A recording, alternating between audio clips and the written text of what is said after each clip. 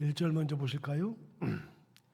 안식일에 예수께서 한 바리새인 지도자의 집에 떡 잡수시러 들어가시니 그들이 엿보고 있더라. 그런데 안식일에 한 바리새인의 집에 들어갔다 그랬는데 몇 번 말씀드렸지만 여러분, 당시에 바리새인들 중에서는 예수님을 좋게 생각하는 사람들이 꽤 많이 있었습니다. 그러니까 무조건 바리새인 그러면 악하다, 무조건 바리새인들은 예수님을 반대했다라고 생각하면 안 됩니다.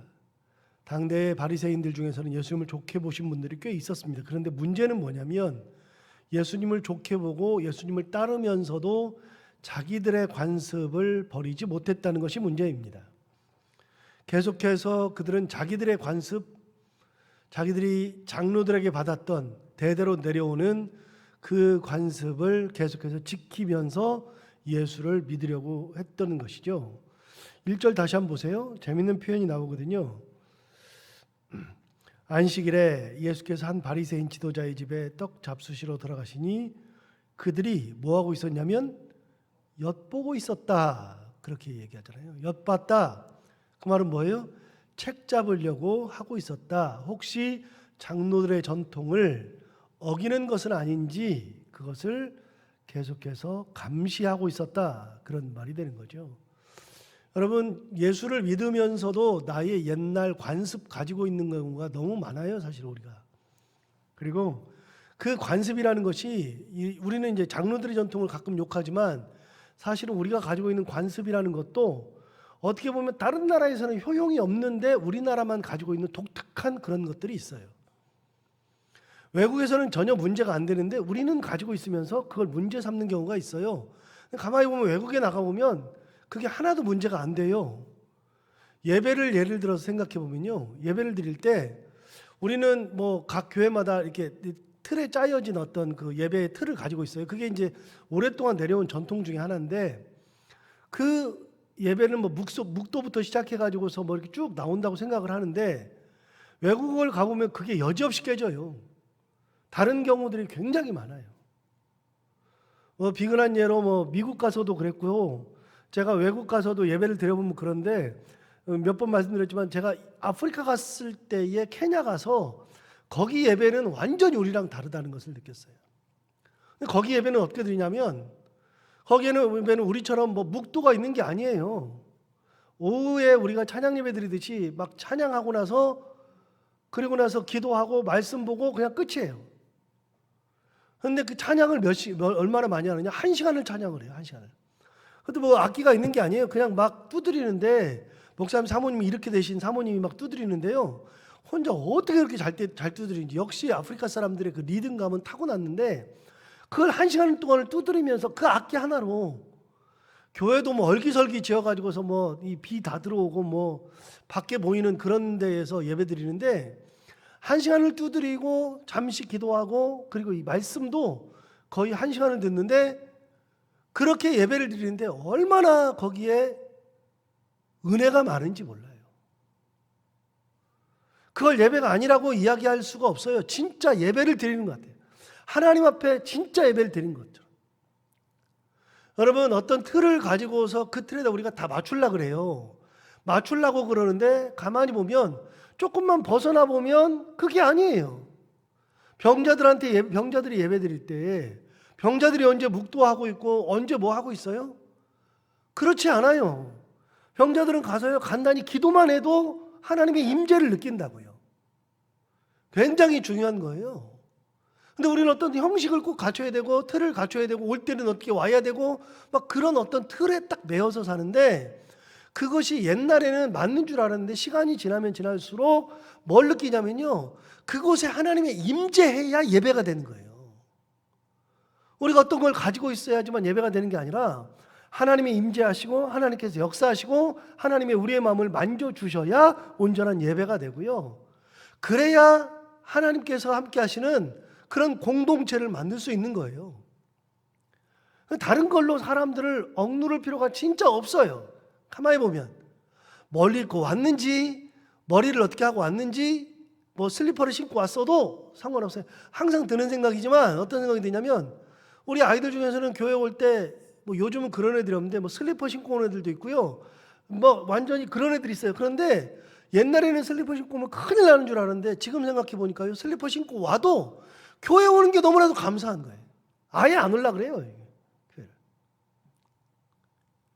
다 사실은 괜찮아요. 뭘 느끼면 되느냐? 하나님이 계시는 거. 하나님의 말씀이 뭐냐? 하나님의 은혜가 어디 있느냐? 이걸 기준으로 생각해 보면요, 우리의 생각이 진짜 많이 바뀌어요. 진짜 많이. 중심이 뭐냐? 하나님이 계셔야 한다. 교회는 뭐 하는 곳이냐면요, 교회는 예배를 드리는 곳인데 예배를 왜 드려요? 예배는 하나님이 계셔야만 하는 곳이 예배예요. 안 계시면 어떻게 예배를 드려도 의미가 하나도 없어요. 사람이 그렇게 많이 모여도, 헌금을 그렇게 많이 해도, 봉사를 그렇게 많이 해도, 그래도 하나님이 안 계시면 그 교회는 죽은 교회예요. 죽은 교회. 하나님이 계셔야 돼요.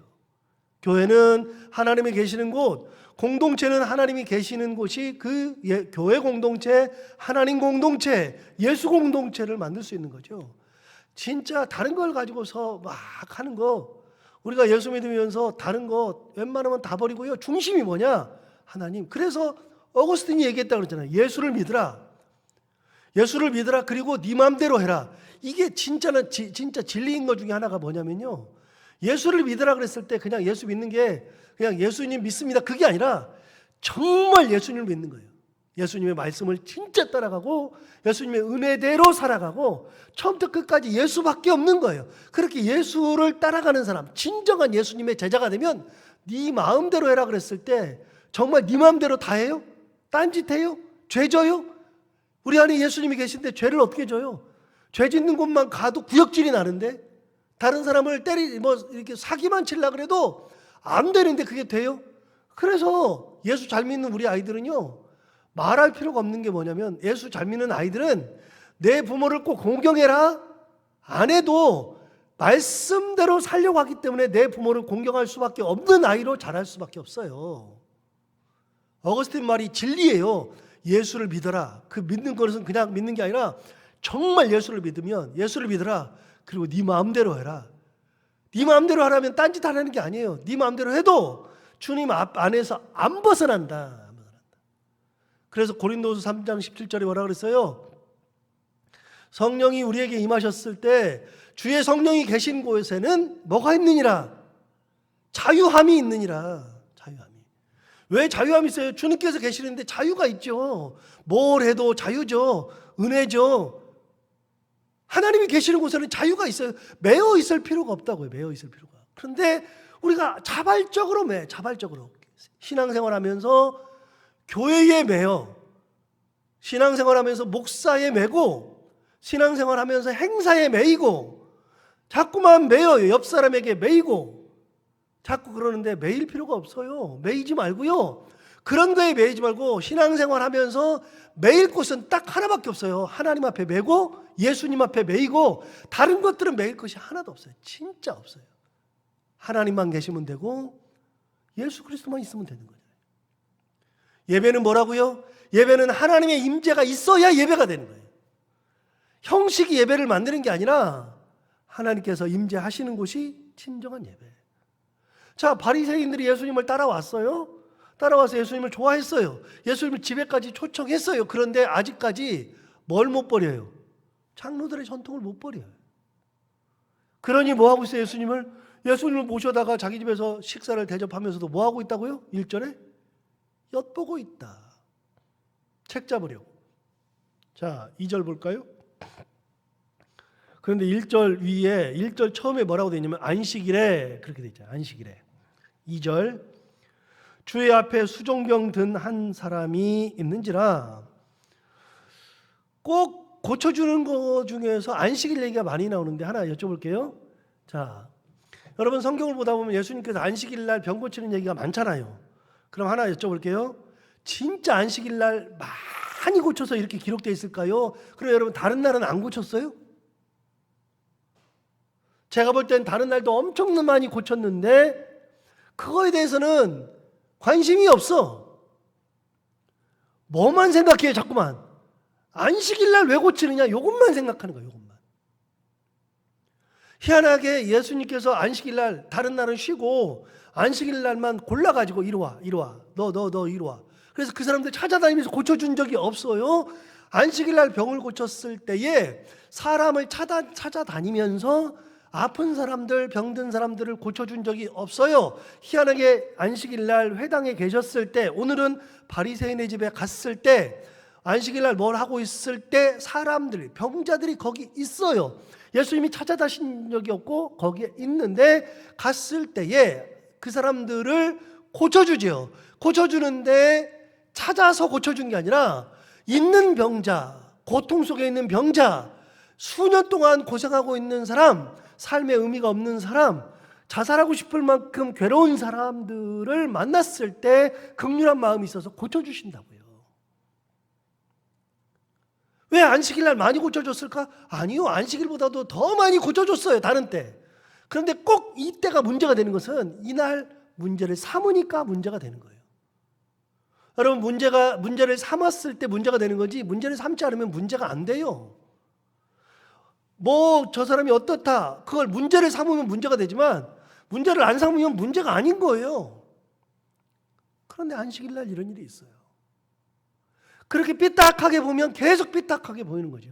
자, 그 바리새인의 집에 누가 있었냐면 수종병 든 사람이 있었다는 거예요. 수종병이 뭐예요? 수종병이. 저도 몰라요. 저도 모르니까 이거 할 때마다 찾아보거든요.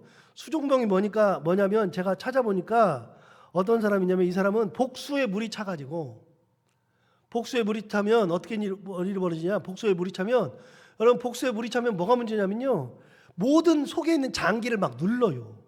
심장도 누르고 신장도 누르고 간장도 누르고, 이 모든 안에 있는 장기를 막 누르니까 숨이 막히고 그 장기가 활동을 못해요. 그러니까 물이 차니까, 물이 찬 것이 문제가 아니라 다른 장기들이 다 죽어요. 괴사예요. 지금이야 이렇게 빼주기도 하지만 옛날엔 못 빼줬다고요. 그러니까 예수님께 그 사람을 보고서 긍휼한 마음이 있어서 고쳐주는데, 예수님께서 그들을 아시고 물어보시는 거예요. 3절 다시 볼까요?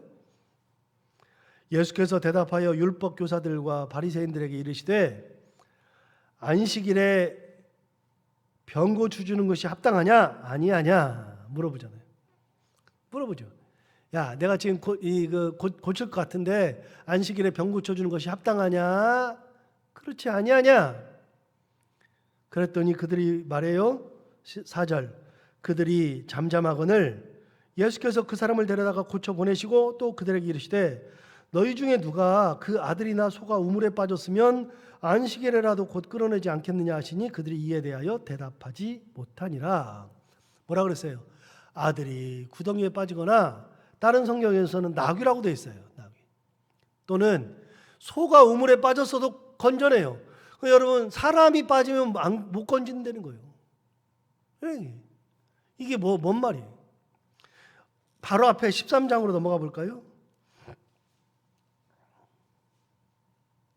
13장 15절. 주께서 대답하여 이르시되, 외식하는 자들아, 너희가 각각 안식일에 자기의 소나 나귀를 외양간에서 풀어내어 이끌고 와서 풀을 먹이지 아니하느냐. 16절. 그러면 18해 동안 사탄에게 매임받은 이 아브라함의 딸을 안식일에 이 매임에서 푸는 것이 합당하지 아니하냐. 이미 할 때마다, 안식일에 이런 일이 있을 때마다 맨날 이 말씀을 하셨다고요. 오늘도 동일하게 얘기하죠. 자, 다시요. 안식일에 일하는 것이 안 된다, 장로들이 전통을 만들었는데, 하나님이 원하지 않는데, 하나님이 율법으로 정하지 않았는데 자기들끼리 정해놓고 그게 맞대요. 아니요, 하나님이 정하시지 않았어요.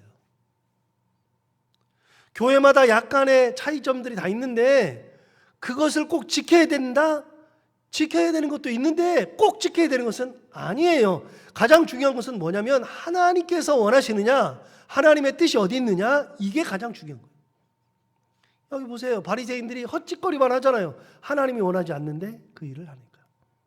자, 이제 7절부터 볼까요? 청함을 받은 사람들이 높은 자리 택함을 보시고 그들에게 비유로 말씀하여 이르시되, 그랬어요. 청함을 받았는데 높은 자리 딱 앉는 거예요. 성경 보다 보면 저는 이런 것도 있구나 싶어요. 이런 것도. 높은 자리에 앉으시니까 예수님이 뭐라 그랬냐면 이렇게 얘기했어요. 8절.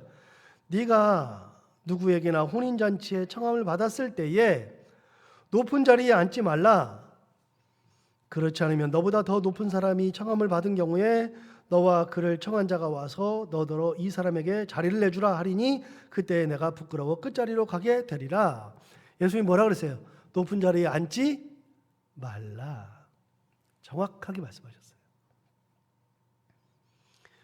굉장히 중요한 말을 했어요. 근데 저는 이게 이 성경을 문자대로 믿는 성격이 가끔 있어가지고요. 어렸을 때부터 높은 자리에 앉으면 안 된다는 이 구절 때문에 진짜 높은 자리에 앉지 않아야지 이런 생각이 있다 보니까 지금도요. 식사를 하러 가면 목사는 꼭 어디 앉혀요? 목사는 가운데 앉히죠. 근데 옛날부터 가운데 앉지 않으려고 맨날 노력해서 맨 구석 자리에 앉다 보니까 지금도 가운데 앉으면 숨이 막혀요. 이제는 조금. 그래서 이제는 가운데 앉으면 힘들어서 바깥 자리로 가는데 제가 해보니까요. 저 구석에 앉으면 목사님 꼭 이쪽에 앉으라고 얘기하더라고요. 꼭 가운데 앉으라고. 여러분 예수님 말씀하세요. 네 스스로 높아지려고 하지 말아라. 네가 높아지려고 하지 말아라. 네가 스스로 높아지면 끌어내려진다. 끌어내려진다. 성경에 이런 게 있어요. 성경에. 예수님이 뭐라고 말씀하셨냐면 마태복음, 마가복음, 특히 마가복음 10장 45절 우리가 굉장히 잘 아는 말씀 중에 뭐가 있냐면 인자에 온 것은 섬김을 받으려 함이 아니라 도리어 섬기려 하고 또 자기의 목숨을 많은 사람의 대속물로 주려 함이니라. 인자에 온 것은 섬김을 받으려 한 것이 아니라 도리어 섬기려고 왔다. 기억하셔야 됩니다. 예수 믿는다는 거는요. 말씀대로 사는 것을 예수 믿는다는 거예요. 섬기러 왔다. 야고보서 4장 10절에서는 야고보 사도가 이렇게 얘기해 줬어요. 주 앞에서 낮추라. 그리하면 주께서 너희를 높이시리라. 주님 앞에서 낮추면 높여주신대요. 여러분 우리를 높이는 우리가 높아지는 방법은 몇 가지가 있는데 제가 알기로는 3가지가 있어요. 어느 목사님 설교를 들으니까 2가지인가 뭐 얘기하던데 제가 보니까 3가지가 있어요. 내가 높아지는 방법이 3가지가 있는데 첫 번째 내가 스스로 막 높은 자리 찾아가는 방법이 있어요. 2번째 나보다 높은 사람을 깎아내려. 이렇게 깎아내려. 자꾸만 깎아내리고 다 내리면 내가 높아져요. 3번째 나는 가만히 있는데 사람들이 나를 높여주는 방법이 있어요. 어떻게 돼요? 주 앞에서 낮추라. 그리하면 너희를 높여주신다. 우리가요 낮아진 자리에 가 있다 그래서 낮은 사람이 아니에요.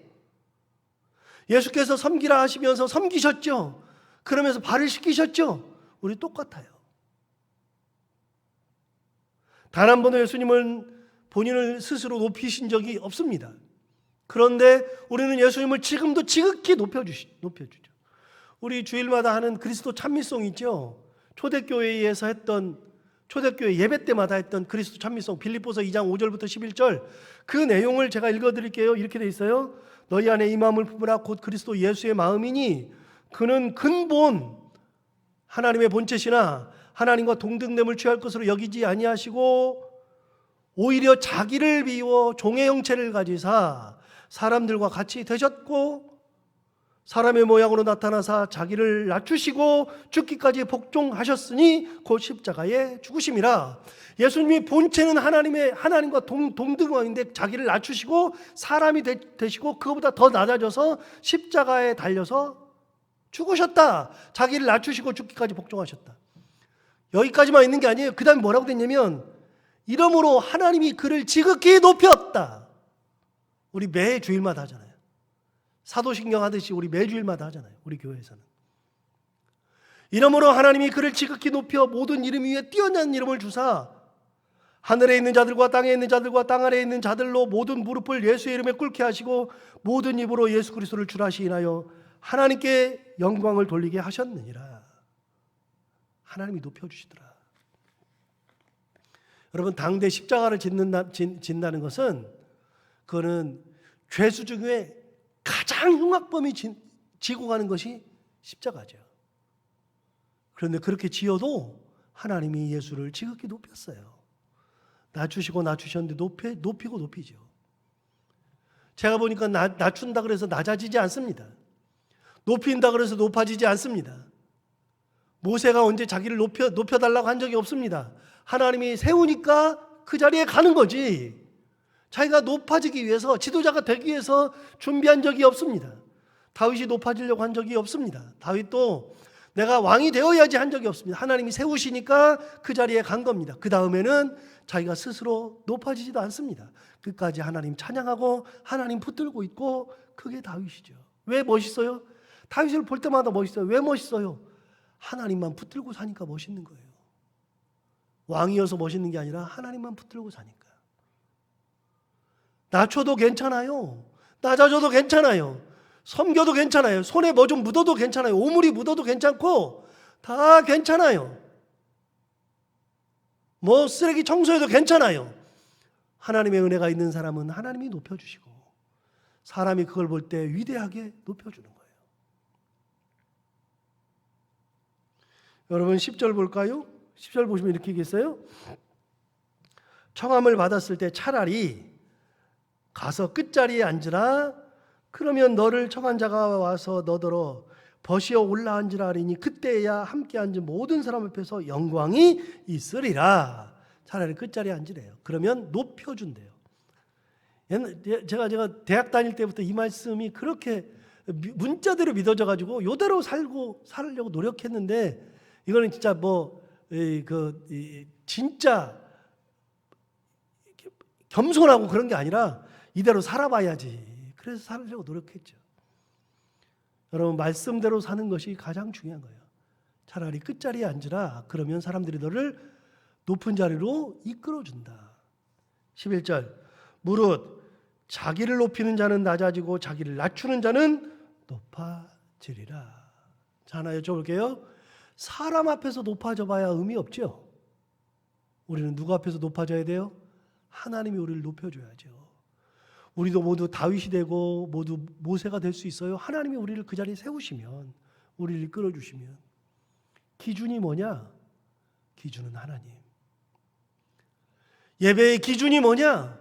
하나님. 우리 삶의 기준이 뭐냐? 하나님. 하나님 외에는 없어요. 그 하나님을 가슴에 품고 하나님의 은혜대로, 말씀대로만 살아가는 저희들 모두가 다 되기를 바랍니다. 기도하겠습니다. 하나님 아버지 감사합니다. 오늘도 귀한 말씀으로 은혜 주셨습니다. 이 말씀대로 우리가 말씀만 의지하고 우리 삶의 기준, 신앙생활의 기준, 예배의 기준, 모든 것의 기준이 하나님 되게 하여 주옵시고, 낮아지라 하셨으므로 낮아지게 하시고, 섬기라 하셨으므로 섬기게 하시고, 온전한 마음으로 뜻과 정성을 다해 하나님을 사랑하라 하셨으므로 사랑하게 하시고, 끝까지 말씀만 붙들고 살아갈 수 있는 저희들 모두가 다 되게 하여 주옵소서. 오늘도 하루를 살아갈 때 우리의 삶의 기준이 하나님임을 다시 한번 고백하며 해야 되는 것들 기쁨으로 감당하게 하시고, 만나는 분들과 함께 많이 웃게 하시고, 상처 주고 상처받지 않게 하시고, 행복한 하루를 보내게 하여 주옵소서. 예수님 이름으로 기도하옵나이다. 아멘. 나라민